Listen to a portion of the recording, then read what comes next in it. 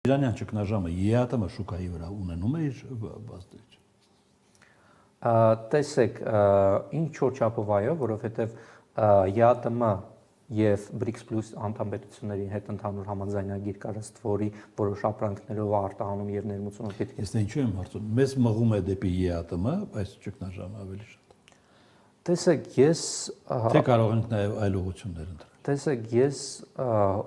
ընդհանուր համաշխարհային աշխարհագրական հոսանքների տեսություն ունեմ, ըստ որի էական չի, ինչ ուղի է փորձում բռնել կառավարությունը, այսպես թե այնպես ուշ թե շուտ գեոպոլիտիկան աշխարհագրական դիրքը թելադրելու է իր վեկտորը, անկախ ամեն ինչից։ Այսինքն, տեսեք, մեր կառավարությունը ասում է, որ դեպի Եվրոմիության ուղի ենք բռնում, սակայն 2018 թվականից այս կողմ այս կառավարության օրոք դեպի ԵԱՏՄ արտահանումը 5 եւ ավել անգամ աճել է, իսկ դեպի Եվրոմիություն 5%-ով կրճատվել։ Ինչու՞։ Դե արդեն կառավարությանը հարցրեք ինչու, դուք խոսում եք Եվրոմիության ճանապարհի համար, սակայն մեր արտահանումը դեպի ինչ որ արգելքներ կան ճանապարհին, մենք չենք կարող դեպի Եվրոմիություն նկատի ունեք։ Հա։ Տեսեք, Եվրոմիության ճանապարհը ինքը իր խնդիրները իհարկե ունի։ Եթե զուտ Եվրոմիության ճանապարհին ենք խոսում, առաջին հերթին ստանդարտիզացումը կարգա է,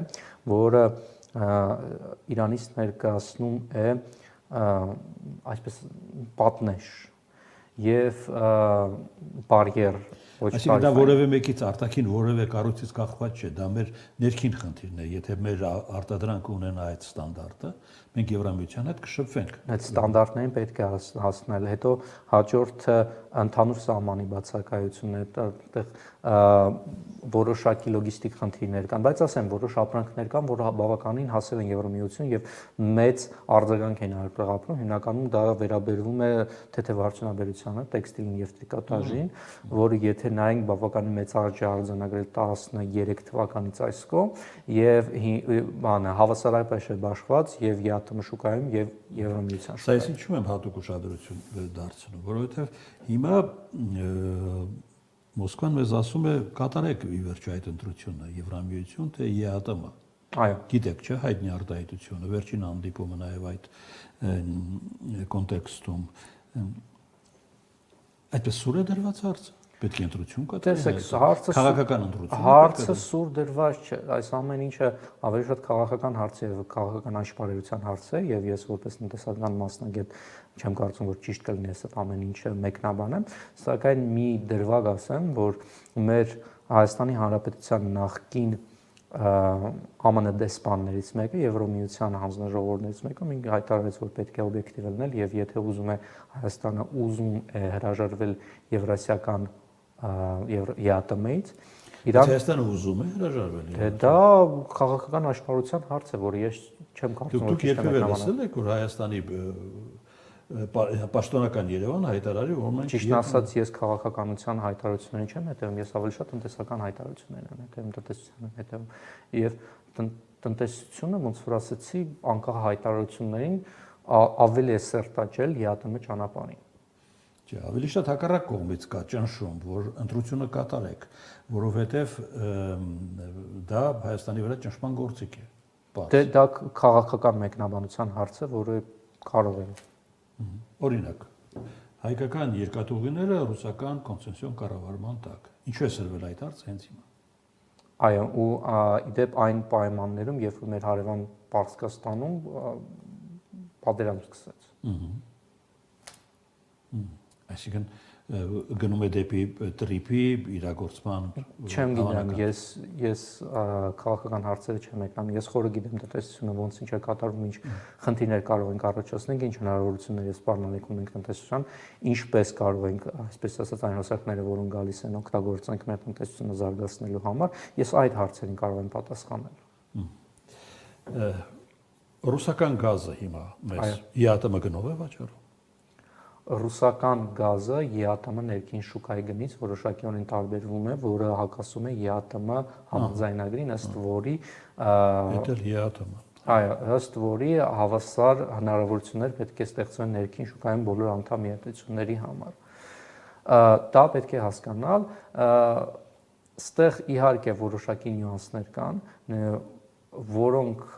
այսպես ասած, պետք է հարթեցվեն ավելի շուտ քաղաքական դիվանագիտական ճանապարհներով, որոնք, ասենք, դիվանագետի հարցը իհարկե խնդիրներ կան, բոլոր քաղաքական որոնների միջև խնդիրներ կան։ Մենք գազի հարցում այլընտրանք ունենք։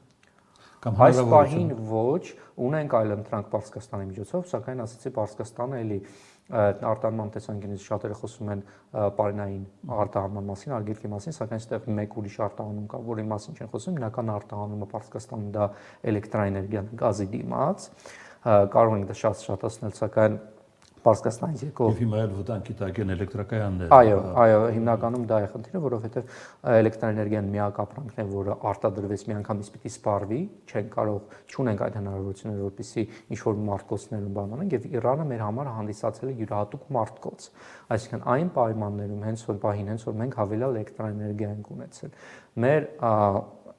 հաճախականությունը պաշտպանելու համար 50 Հz, ինչպես նաև հաշվեկշիռը պահպանելու համար, մենք այդ ավելցակ էլեկտրաէներգիան միշտ արտահանել ենք Պարսկաստան։ Եվ հենց որ հնարավորինս պետք է եղել էլեկտրաէներգիա արտադրել, Սյունիքում սլյուժերը բացել ենք հիդրոէլեկտրակայանի, այնտեղ հավելյալ էլեկտրաէներգիա ենք արտահանել, կամ Պարսկաստանից հավելյալ գազ ենք բերել, հեծերում դա վառել ենք։ Սա էլի խնդրի առաջ է տալիս, որովհետև մեր ձմեռը ցույց տվեց, որ մենք էլեկտրականությունը արդեն իսկ էլեկտրական բալանսը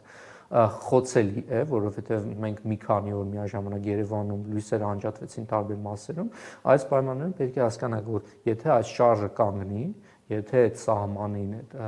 գազատարին, էլեկտրական մալուխները ինչ-որ մի բան լինի, մեր էլեկտրաէներգիան, այսինքն բալանսը, որը խոցելի է, եւ կանգնի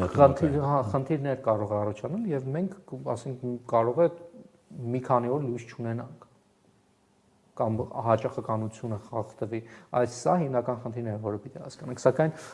սա ասելով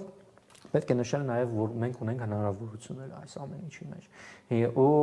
հիմնական մարկերը, որը բերում է նրան, որ այս ցույց է տալիս, որ Հայաստանի իրավիճակը իրականում լավ է եւ արտաքին խաղացողները չեն ուզում, որ այսպես ասած պատերազմը սփռի դեպի Հայաստան, դա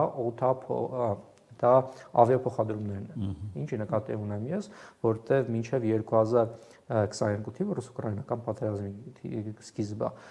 Եվրոմիությունը Ասիայի հետ կապող ճանապարհը Սիբիրով էր, Ռուսաստանով դա ամենակարճ ճանապարհն է։ Հետո ցենց որ սկսվեց Ռուսաստանը փակեց իր աղիները, այդ ճանապարհը դարձավ դեպի միջին արևելքով։ Եվ դա նաև նպաստեց նրան, որ Դուբայը դարավ այնց միջազգային խաբերից մեկը։ Հիմա իրանյան պատերազմի կոնֆլիկտը, որը կարող է տարիներ ձգվել, որովհետև օրինակի համար ռուս-ուկրաինական պատերազմը 4 տարուց ավելի ձգվում է, եւ հենց որ Ամերիկան 2003 թվականին մտավ Իրաք, դա մինչև 11 թվականի 8 տարի ձգվեց։ Այսինքն սա էլ ժամանակաբավականին տարեթև կարող է։ Ու այս պահին Եվրոմիության եւ ասիական երկրների, Եվրոպայի ասիական երկրների միակ կապող ճանապարհը դա Կովկասյան երկրներն են, հիմնականում Վրաստանը եւ Ադրբեջանը 300 կիլոմետրանոց, այսպես ասած, սահմանը, որով եթե առաջ օդից թվեր եմ այս պահին բերելու, եթե առաջ այդ ճանապարհով մոտավորապես 1000 ինքնաթիռեր ամեն օր անցնում, հիմա 10000 մոտավոր թվեր եմ ասում։ Այսինքն սա զուտ եթե դեպի մեր ուղղությունն էլ այս իրավիճակը բերվի, եվրոպական եւ ասիական ավիաուղիները սննկանալու են զուտ այդ բանից են գալու, այսինքն արտաքին խաղացողներին ձեռ չտալիս, որ դա բերվի մեզ։ Սևսան որոշակի հնարավորություն է մեզ բերում туриզմի արդյունքով, ասեմ, որ Իստանբուլը շատ լավ դրության մեջ է, այնպես անկյունից, որ գտնվում է եւ ոչ միայն Եվրոպայի, Ասիայի մեջտեղում, նաեւ Աֆրիկայի մեջտեղում, այսպես ասած։ Ու 3000 կիլոմետր բոլորի շտարավով կարող է ապահովել Ստամբուլն է դառնալու։ Եվ կա նաև արդեն Երևանից Ստամբուլ։ Այո, Ստամբուլն է դառնալու այն հաբը, որը Իրանից ներկայացնում էր Դուբայը։ Եվ Հայաստանը այստեղ կարող է այս մի քանի տարի ընթացքում ուրույն հաբ դառնալ, սակայն այստեղ մենք խնդիրներ ունենք։ Առաջինը այն է, որ մենք մենակ մի հատ օդանավական ունենք, դա Զվարթնոցն է, որը ունի 250 կիլոմետր շահավով իրավունք, մենակ ինքը կարող է սպասարկել, դա խնդիր է, իսկ ցանկացած նորմալ քաղաք երկու եւ ավել օդանավակայան ունի, այսինքն մենք պիտի մտածենք երկրորդ օդանավակայանի հարցման մասին, նոր ուղիների կառուցման մասին, սա պիտի հասկանալ։